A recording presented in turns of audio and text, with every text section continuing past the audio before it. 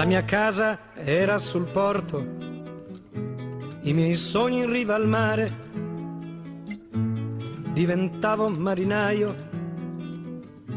ero pronto per partire sulla rotta di Cristoforo Colombo.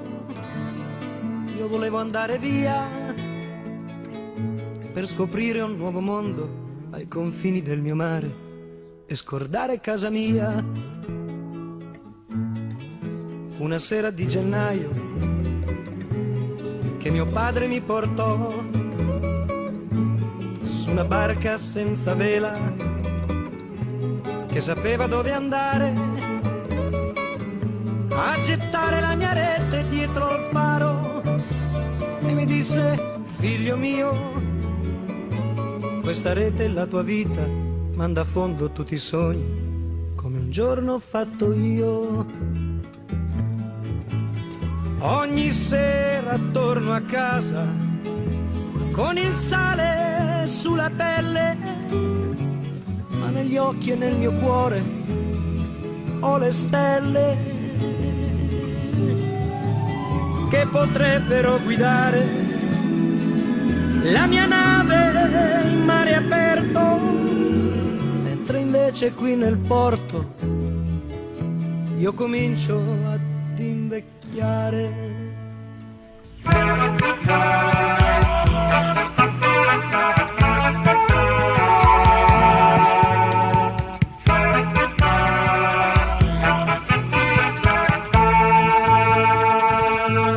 Ogni sera all'osteria io racconto al mio bicchiere di tempeste che ho incontrato quando il cielo incontra il mare.